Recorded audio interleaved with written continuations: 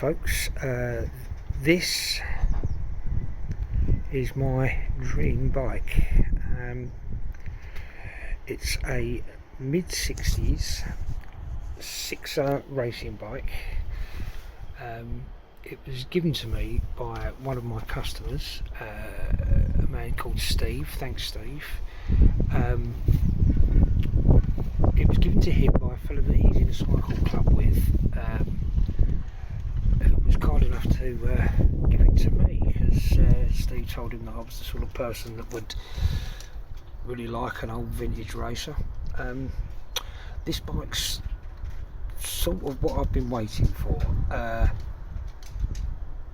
It's got lots of very, very nice parts on it. Let's start at the front. First off, we've got really nice Campagnolo hubs.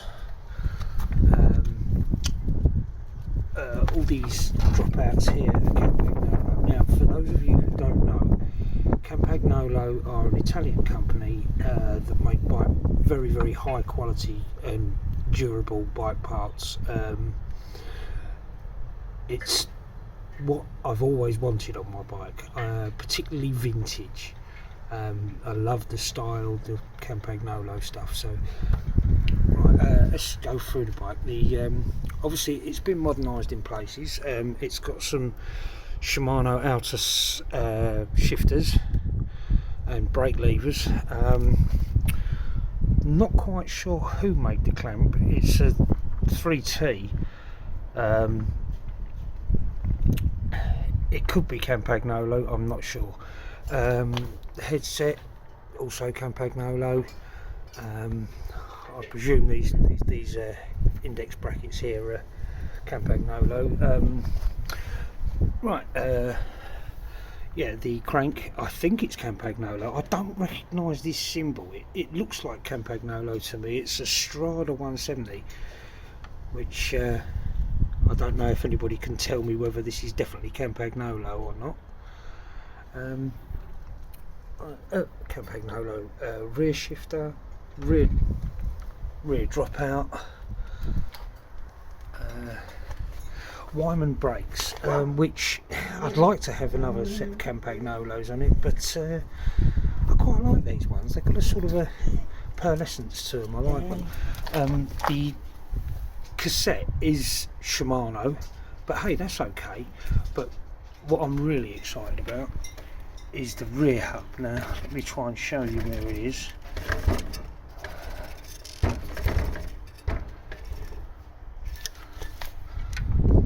Just, I don't know if you can see it in there. You can see a capital R. Now this stands for Royce. This isn't of Rolls-Royce fame. But they're a company in the New Forest that make very, very high quality parts. Took me a while to find out about this company. I'm still doing quite a bit of research on this bike, but rest assured, when this is done, this will be a lovely, lovely bike. I'm using it at the moment as my everyday bike. So far so good. It's yeah, it's a very stiff and durable bike. I really like it. It flies. Here's the plan for the paintwork. The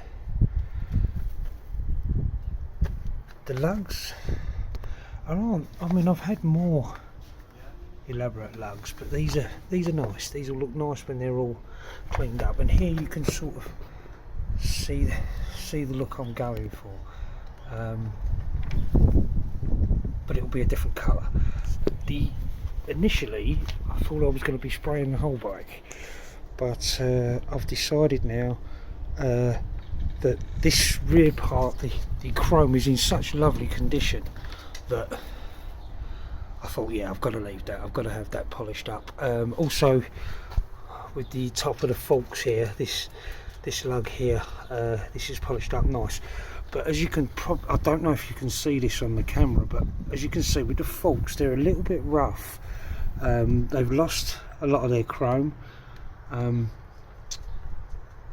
but the paint itself as you can see, I'll show you on the faults because these have got to be painted, and it doesn't matter if I damage them a little bit, but as you can probably see, this paint comes off so easily that it's easier to do it like this than it is to do it any other way.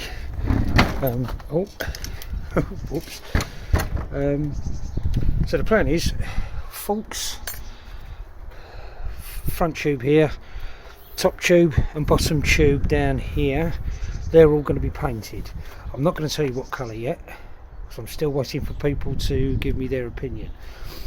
But the same on this this seat tube here. If you look here too, you'll see that the paint comes off very easily. Yeah, so we'll be doing the same with that. Tell me what you think in the comments, folks, if you think I should do something different with it, but that's the plan. Right, what I'm going to do here is I'm going to show you how easily the paint is going to come off of the faults. There is a bit of rust, which is a little bit more than surface rust, but it should come off pretty easy with sanding. So let me show you quickly how easy it all comes off.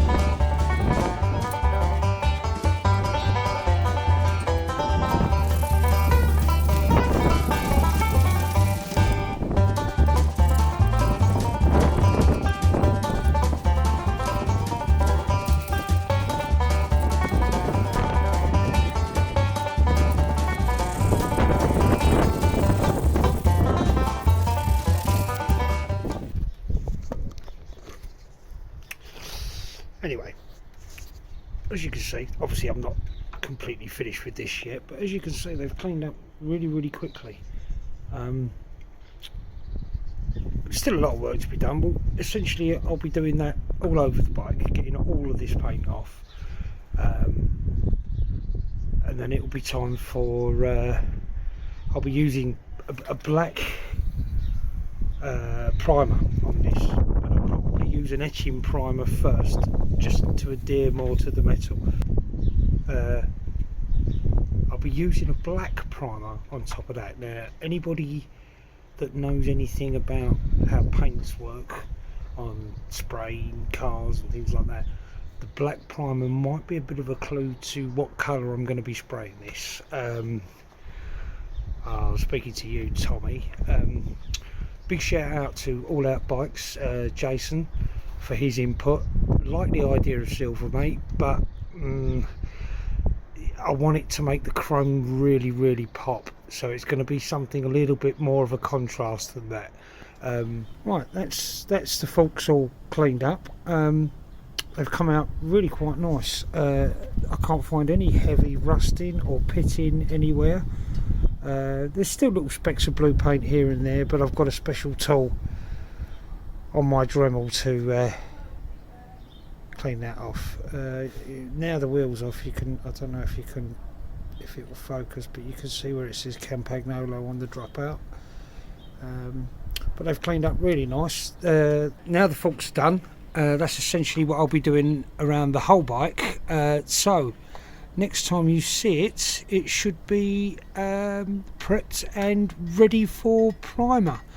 So that will be in the next episode. Hopefully the next one will be paint and reassembly. Bye for now.